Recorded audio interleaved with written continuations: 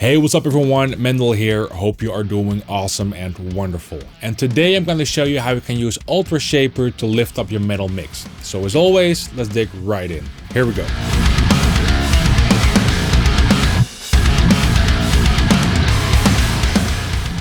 Alright, so here I have a session open in Cubase with a new song I'm working on, and I thought it would be a great song to showcase the new UltraShaper. By the way, one quick thing before we go on, I made a couple of presets for UltraShaper. You can find these presets in the description box down below, so you can use them yourself. So let's first take a listen to what we're working with, and then apply UltraShaper to the mix. Here we go.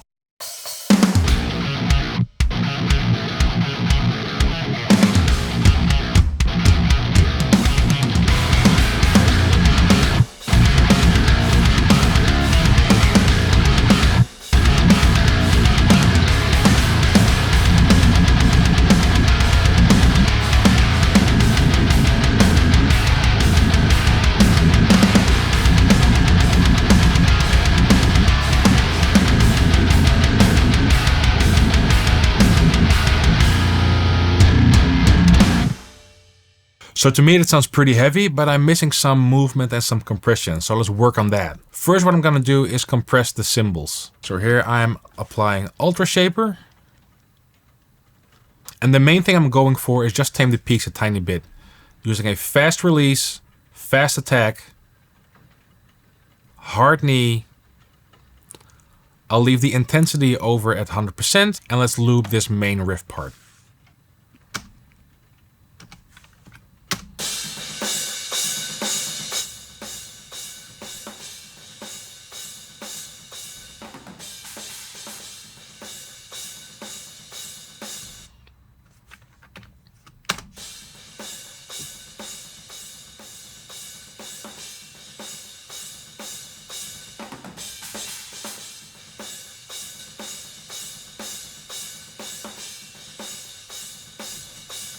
Just a tiny squeeze on the harder hitting cymbals and the snare. Now I'll apply some compression on the shells, which is just the snare drum, kick drum and toms. And here what I like is the milliseconds of the release around 100 milliseconds. Attack around 30 milliseconds because we want to preserve the transient. Hard knee ratio at 4. I'll start with the threshold at 0 and let's see what's happening here.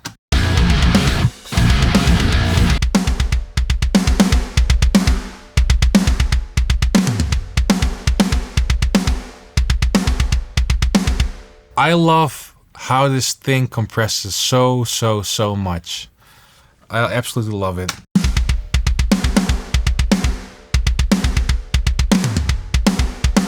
Now one cool thing I like to do when compressing my shells is over here we have this sub-menu over here and we have sidechain. So what I like to do is for the detector of the compressor, filter off till like 60 or maybe 80 hertz, so it's not that pumping because of the kick drum, because the kick drum has a lot of low end energy.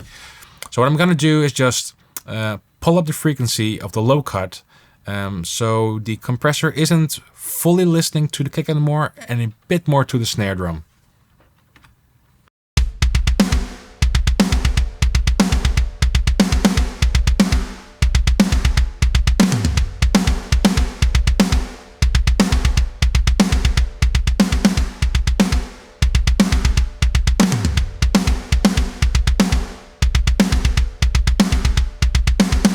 That sounds good to me. And let's add a bit of transient with this cool transient tool over here. Just a tiny bit for a tiny bit of extra snap.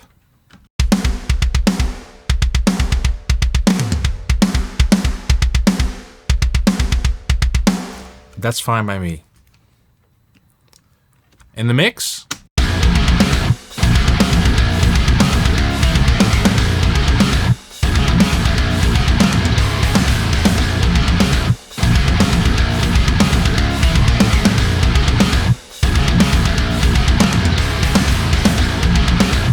Sounds good to me. And now let's go to something that's so very important and crucial in my opinion to get like some movement in the mix, which is compressing the room mics of drums. Let me loop this tom break section. So this is without the rooms.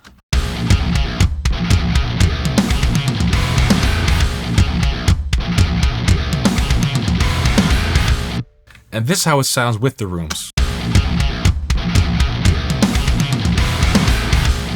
So just by adding the rooms, we have more excitement. Now let's really compress them. So again, UltraShaper here. And earlier on, I made this preset, which I'm very, very happy with. It's called Mendel Drum Pusher. So here we have the release around 60 milliseconds, attack around 0.8, 4 ratio, hard knee, mix around 70%. And let's just take a listen to what this is doing to the entire mix. And also the sidechain is on, now at 100 Hertz. Let's just take a listen how this preset sounds before and after.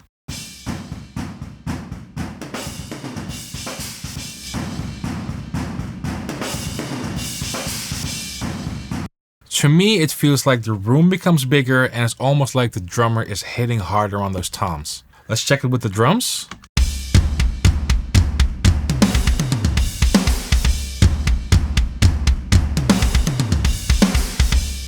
And just about the energy focus, I'm gonna mute the rooms and then add the rooms, and you will feel such a big difference on these drums. Here we go.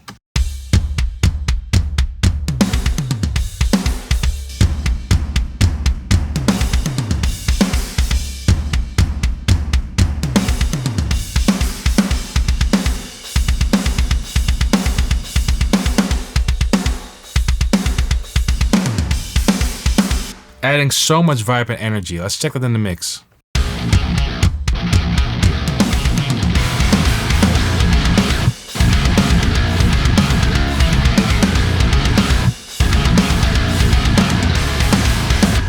Such a big difference. And the UltraShaper is really pushing, almost over compressing those rooms, but it gives so much vibe and feel to this song. Love it, love it. So now let's add UltraShaper to an instrument bus. So I have an instrumental bus, which is just the music. I'm gonna add UltraShaper. And also for this, I had these settings which I really like. So I'm loading up this Mendel mastering starting point. And there are a couple of things happening here. So we have the release at 100 milliseconds, attack around 30, ratio at 4 again, hard knee. But the mix is still at 100%. There's a reason for this, because this is something I want to show you. Sidechain is at 60 Hertz to sort of bypass the kick of the low energy of the kick. And the low end basically of the bass guitar as well in the entire mix. But here's the thing. Here's the thing I want you to focus on. So there's one thing I really like about this groove, that there's a gap which gives the compressor energy to breathe.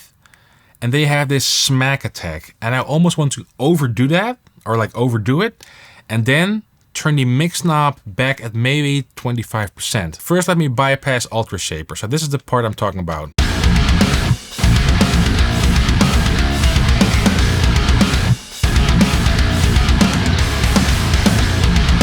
So that empty gap, that thing. So now when I engage the compressor,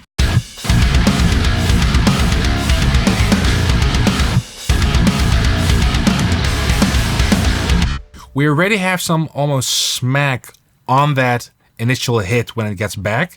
You can even see that in the compressor here. So what I want to do is I'm gonna put the threshold to a certain extent where it's almost too extreme, and then turn the mix knob down so we have that big attack movement, but not too much like on 100%.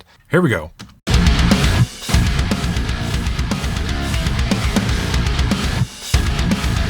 So you can see this thing right here. It's almost the compressor's choking the mix. At that point, just listen to the cymbals also getting sucked down.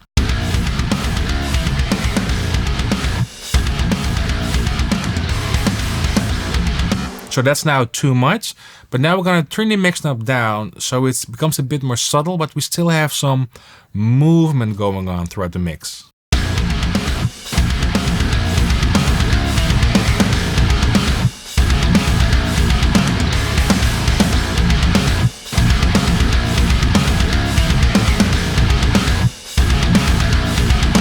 Now I feel like the mix is getting glued together, and we have almost some kind of pumping action, but since we have the mix knob and we turn it down a tiny bit, it reduces that pumping effect to a certain extent that's very pleasant and makes it more musical in my opinion.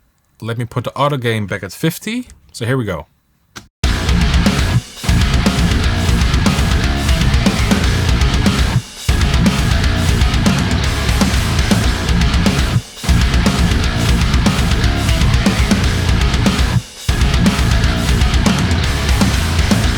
You can feel there's more movement and a bit more squeeze. So now to round this up, let's bypass all the UltraShapers and put them off and on a couple of times so we can hear the impact of all the UltraShapers we have now in the mix. On the shells, on the cymbals, on the rooms, and on the instrument bus.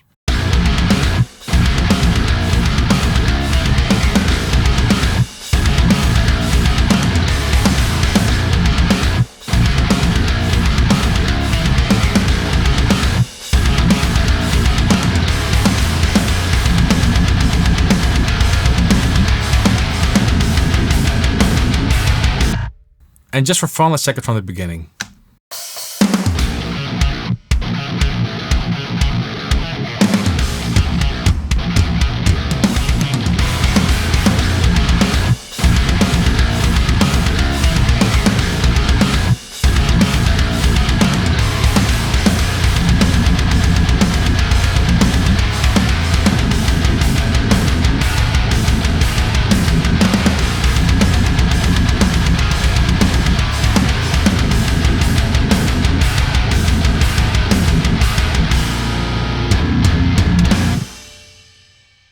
Alright, there you have it. That's how you can use UltraShaper to lift up your metal mix. Thank you so much for watching and see you next time. Cheers!